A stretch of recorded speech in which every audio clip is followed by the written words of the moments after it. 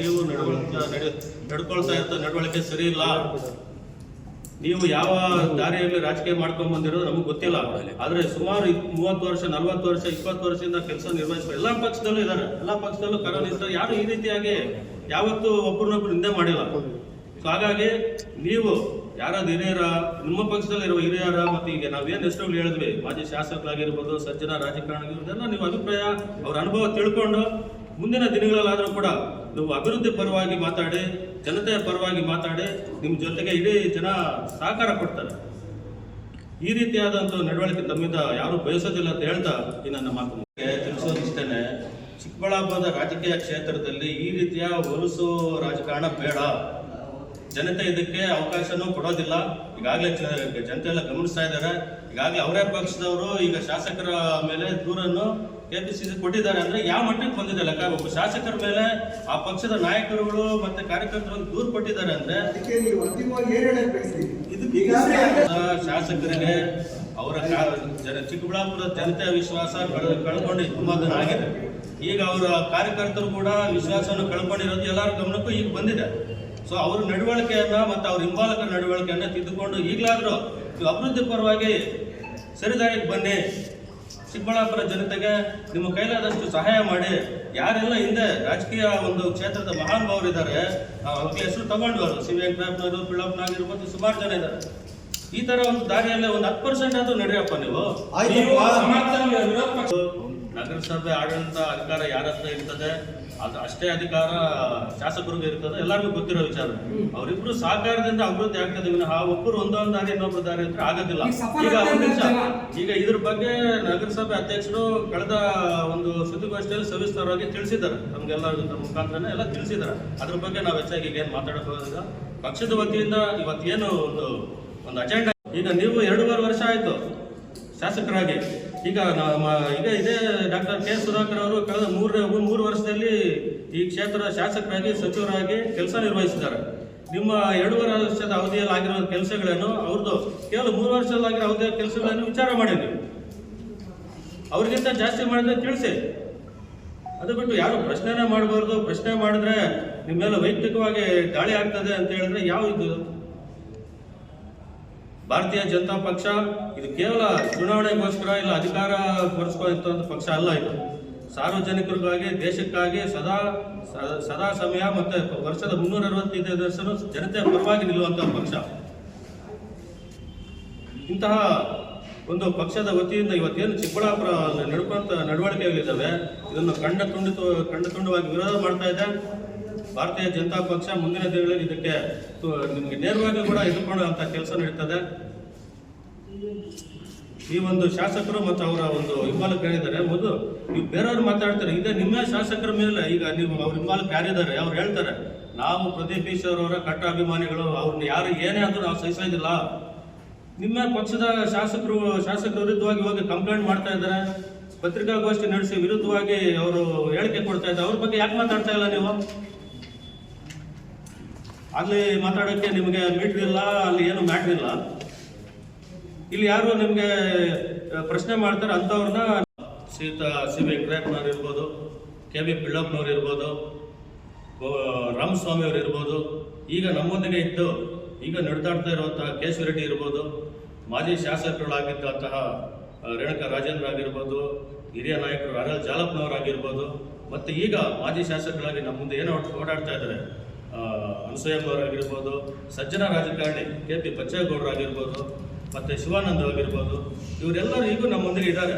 ಇವರು ಯಾವುದೇ ರಾಜಕೀಯ ಪಕ್ಷದಲ್ಲಿ ತಮ್ಮ ಕಾಲನ್ನು ನೆಟ್ಟಿದ್ರು ಕೂಡ, ರಾಜಕೀಯವಾಗಿ ಸೋಲು ಗೆಲುವು ಯಾವುದೇ ಪಕ್ಷದಲ್ಲಿ ಅನುಭವಿಸಿದ್ರು ಕೂಡ ಜನತೆಯ ಪ್ರೀತಿ ವಿಶ್ವಾಸವನ್ನು ಅಧಿಕಾರ ಇರಲಿ ಇಲ್ಲದೆ ಇರಲಿ ಎಲ್ಲ ಸಮಯದಲ್ಲೂ ಅವರು ಪಡ್ಕೊಂಡಿದ್ದಾರೆ.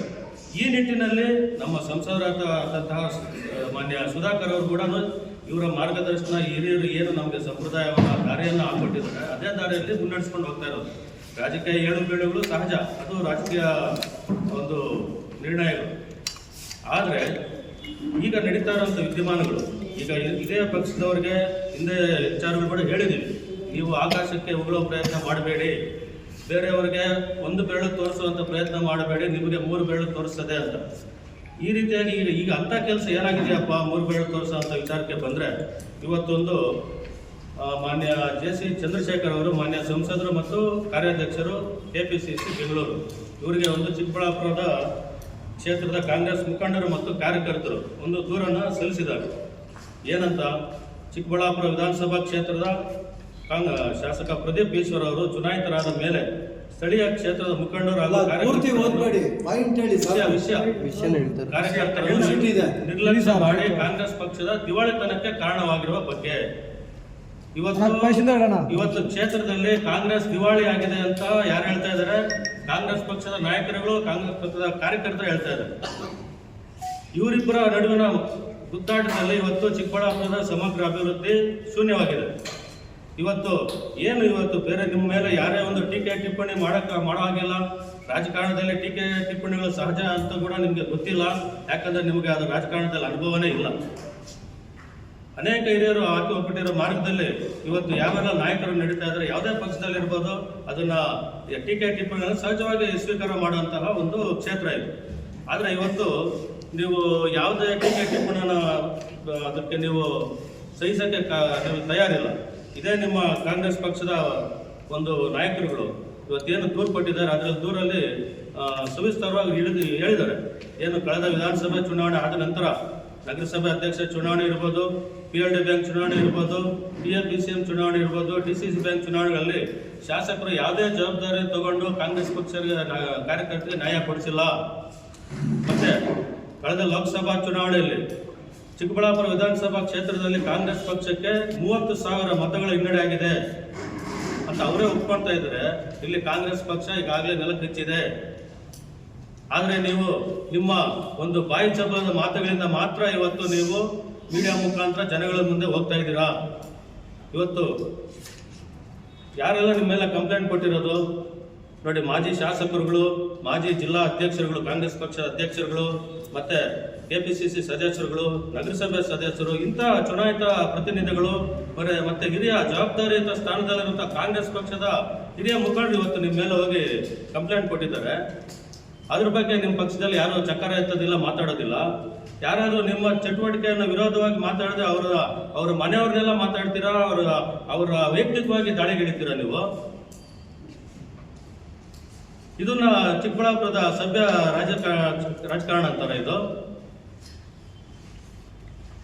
ದಯವಿಟ್ಟು ಮಾಧ್ಯಮದವ್ರ ಮೂಲಕ ನಾನು ಕಾಂಗ್ರೆಸ್ ಶಾಸಕರಿಗೆ ಮತ್ತು ಅವರ ಒಂದು ಹಿಂಬಾಲಕರಿಗೆ ಕೇಳ್ತಾ ಇದ್ದೀನಿ, ಚಿಕ್ಕಬಳ್ಳಾಪುರ ರಾಜಕಾರಣ ನೀವು ಯಾವ ದಿಕ್ಕಿನಲ್ಲಿ ಕರ್ಕೊಂಡು ಹೋಗಂತಿದ್ದೀರಾ? ಮತ್ತೆ ನಿಮ್ಮ ಜೊತೆಯಲ್ಲಿರುವ ಯುವಕರೇ ಇರ್ಬೋದು, ಅವ್ರನ್ನೆಲ್ಲ ಯಾವ ರೀತಿ ನೀವು ರಾಜಕಾರಣ ಹೇಳ್ಕೊಡ್ತೀರಾ?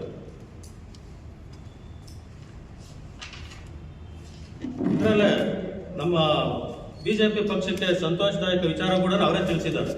ನಾವು ಆನಂದ ಪಡುವಂಥದ್ದು ಏನಂದ್ರೆ, ಕಳೆದ 2 ಬ್ಲಾಕ್ ಕಾಂಗ್ರೆಸ್ ಅಧ್ಯಕ್ಷರು ಏನು ಮಾಡಿದ್ದಾರೆ ಅದನ್ನ BJP ಪಕ್ಷದ ನಾಯಕರುಗಳನ್ನ ಕಾರ್ಯಕರ್ತರನ್ನ ಮಾಡಿದ್ದಾರೆ ಅಂತ ನಾವು ಹೇಳ್ತಾ ಇಲ್ಲ, ಕಾಂಗ್ರೆಸ್ ಪಕ್ಷದವರು ಹೇಳಿದ್ದಾರೆ ದೂರಲ್ಲಿ.